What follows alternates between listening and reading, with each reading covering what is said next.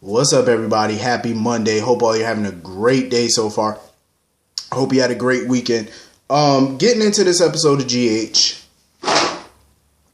Honestly, I feel like somebody, Laura, anybody, they need to fire Jordan and give that badge to Neil at this point. Neil solved this little mystery of who was poisoning Alexis rather quickly. Faster than the PCPD could have, I'm sure. All he had to do was have a conversation with Julian. Listening to what the doctors were saying. Conversation with Julian, then a conversation with Alexis. Boom. He put 2 plus 2 together and got 4. You know what I mean? Like simple arithmetic. That's all he had to do. Communicate. That's it. And he put all them pieces together to make one big puzzle that screamed Kendra. All he had to do. It did not take long for that man to figure it out. The doctors mentioned rat poisoning. He had a conversation with Julian, told Julian about it. Julian mentioned how he found a bunch of dead rats or whatever behind his bar and mentioned Kendra. And then he went back, talked to Alexis, asked her about, Kendra and stuff and what they be doing and all that. She mentioned the whole meditate and supplements, and he figured, okay, so you started getting sick after you were taking the supplements. And as soon as he said that, Alexis started putting it together, figuring out what he was saying. So you're saying Kendra was the one poisoning me. Bingo. You have a winner. You have it. I'm glad they didn't drag this out, and I'm glad they're not taking months and months and months to figure this out. Thank God, because I cannot handle another dragged out storyline. I can't do it. You got too many that's going on right now, and I can't do another. I can't add another to it. It would drive me nuts. But I hope they shut her down. I mean, some people saw this storyline as interesting. For me, this is just my opinion. I didn't see it as interesting because I'm like, you're about 8 years too late. First of all, she 8 years too late. Second of all, we didn't even know about this girl. The Bowers didn't even mention they had another child. They made it seem like Kiefer was their only kid. So that's another reason why I wasn't really interested in this. Maybe if we would have heard about another sibling, maybe, he had a sibling, maybe I would have been somewhat interested in this, but you're about a little too, too little too late. Even though it's never too late for revenge, but still, it's like, come on now, make it a little bit more interesting. So yeah, anyway, moving on from that, Julian walking around huffing and puffing at Franco because, he felt like Franco backed out of his promises that he made to Kim about going with her, being a support system for her. And he basically blames Franco for messing with her mind. Her mind was messed up long before that. When Oscar took his last breath, that's when she snapped. I'm just saying. With all due respect, that's when she started, a sandwich short of a picnic basket, basically. That's when she started becoming unhinged. So she was unhinged long before Franco got Drew's memories. Let's just put that out there. Don't blame Franco for that. So anyway, but I respect the fact that Julian still somewhat cares about Kim, but at the same time, he's done. He still maintains that I'm done, because Franco basically told him, well, Kim's going to need a friend to lean on or whatever for support. Franco was like, that's cool, but it won't be me. I mean, Julian was like, yeah, that's fine. She needs a friend, a support system. But Julian was like, that's not going to be me. I'm not mad at Julian because Julian has bent over backwards to make that woman happy. He even was about to sell his bar. He was giving up his life for this woman. And she played him. So I don't blame him for not going, running after her and chasing her and trying to be her friend. He can still care about her and support her from a distance. And that's what he's doing. And I respect it. I totally respect it. So, Franco is going to have the procedure. He told Monica that, Drew has a storage unit or whatever in San Diego with all his, Navy stuff and all that. If she ever wants to go there and see it or go get it or whatever, she's free to do so. Listen, y'all know me. I love me some Monica Quartermain. I love her to death. I love her to pieces. But she, throughout this storyline, has been really irking my nerves. She really has. Like, what is going through her brain? I think I understand why she's doing what she's doing and why she's saying what she's saying and feeling the way she feels. Because Liz made it perfectly, Monica invited Franco to Thanksgiving dinner at the Q's. You better hope Tracy ain't coming back in time for that one. I'm just saying, because Tracy would hit the wall. But we're not going to see Tracy until at least December, though. But yeah, the conversation Liz and Monica had, Liz was happy that Franco was having a procedure and she could possibly get her husband back. She was really happy about that because she feels like, it's not right for him. Why is it okay for him to live Drew's life? Monica feels like she's perfectly fine with Franco living Drew's life. And at first I thought Monica was just bugging, but now that I think about it, I kind of understand why she wants Franco to continue living Drew's life, because she's lost so many people in her life. Her husband, her oldest child, her oldest daughter, Dawn. She lost Emily. She lost AJ. She lost Edward. She lost Lila. Alan, she just lost so many people in her life. At one point, she lost Jason, when she thought he was dead. Like, she just lost so much. And, I remember after AJ died, she contemplated suicide after he died. Y'all remember that. She was talking about it. Like, she was thinking about ending her life so she could be with her kids and her husband and the rest of her family. Because they were all just gone. So now recently she lost her grandson that she only knew for a short time. And on top of that, in the same year, she lost another son, Drew, the real Drew. Even though I don't believe he's dead, but still, to them, he's deceased. So she wants to hold on to Franco, even though she knows he's really Franco, but he has Drew's memories and personality right now. So that's what she wants to hold on to. She feels like if she loses him, she'll lose Drew all over again. That's how she feels. I feel like that's what she's thinking. That's why she's so determined to, bond with him and treat him like family and accept him and stuff like that. Because she feels like she doesn't want to lose him all over. She just can't bear to lose another child, another loved one.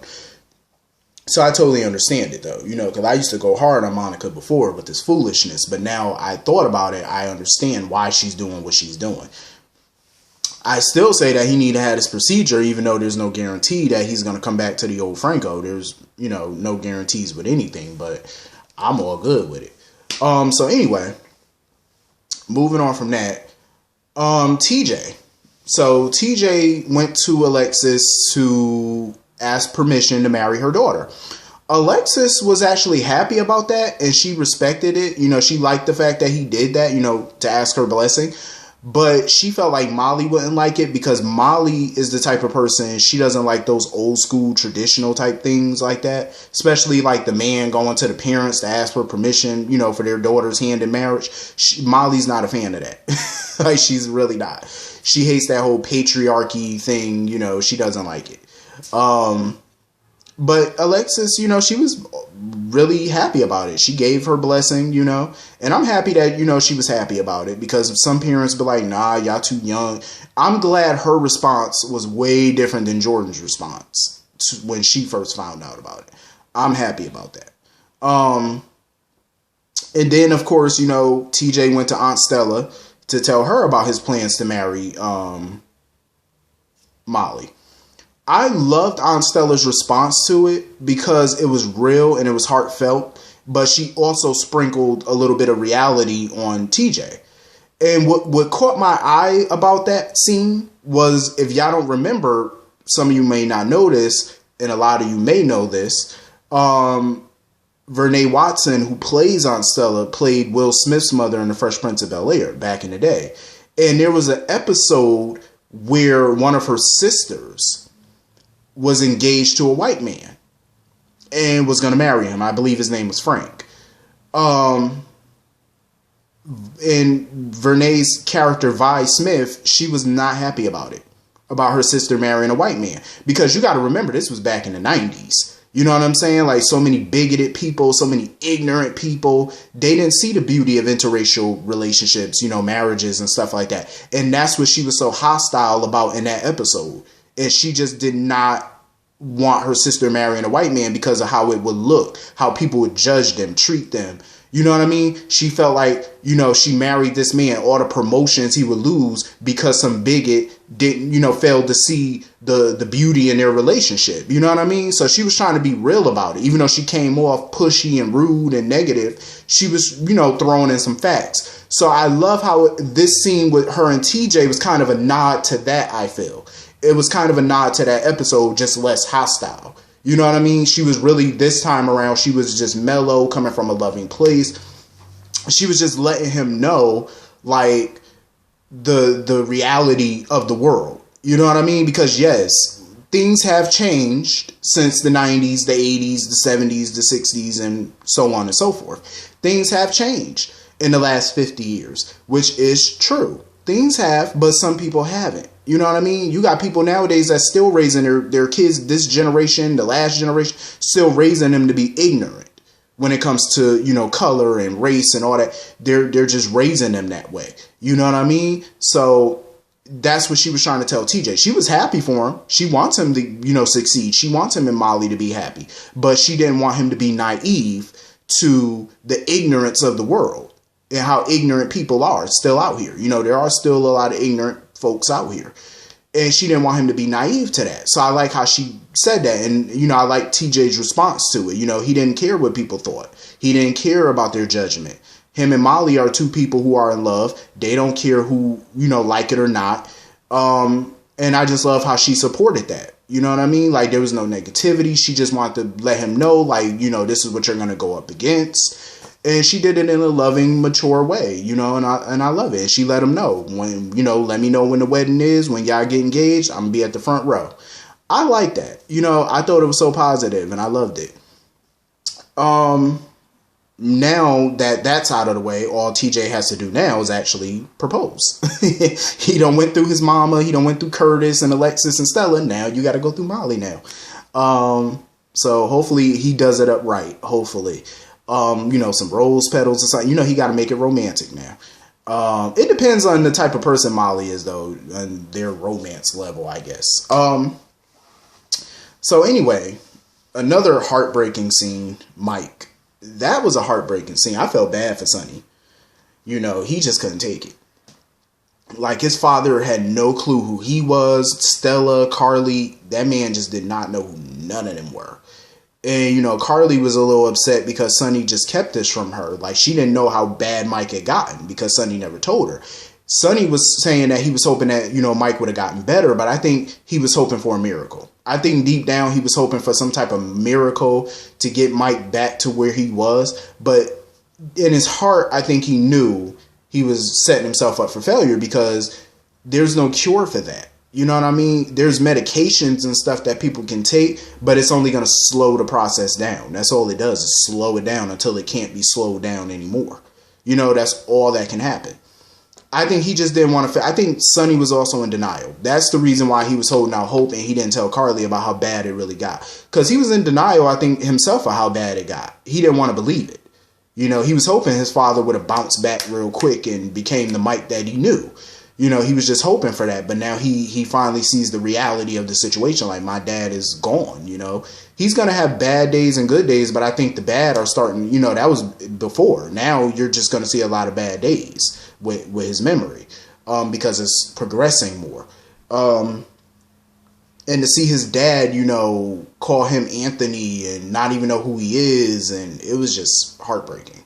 Like, I couldn't imagine that. You know, but it was a beautiful scene watching them sitting around eating ice cream and sharing a moment and stuff. That was a beautiful scene. I enjoyed that. You know, that was a really dope scene. So moving on from that. So now we got the kids in detention. Jocelyn, Cameron, Trina, Dev. So they going around telling secrets, you know, telling each other secrets about each other that nobody know. So Trina told them about how she took a DNA genealogy test or something, and she found out she got a relative in Port Charles that she don't know who it is. I guess Curtis. Who else can it be? It got to be Curtis. It got to be them. Has to be.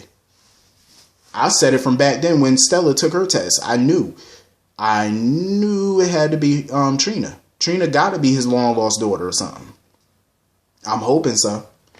So anyway, Cameron and Trina started pressing Dev about who he really is. Like, why? Like, is he really Sonny's cousin or not? Because he referred to Sonny, instead of calling Sonny cousin Sonny, he was calling him Uncle Sonny. So they were like, Uncle Sonny, why would you call him Uncle Sonny if that's your cousin? So they're trying to figure out, like, is he your cousin or not? And Jocelyn was just looking at Dev like, like, you just messed up. Like, he better come up with a good cover story because they pulling your card now. You better come up with something. Like, Dev, you just messed up the whole damn secret. You just messed up the whole lie. Like, you got to learn how to choose your words. Think before you talk, bruh. And I just want to say this real quick. What the hell is wrong with Julian? Thinking that he could come into a hospital and ask Elizabeth about Brad and Lucas's work schedule. You know damn well she can't tell you their work schedule, what days they working, what not, you know, what days they not working or what hours they working. She can't disclose that information to you. You are not on staff. She can't tell you that you're a civilian. She can't tell you that mess. Julian lost his marble.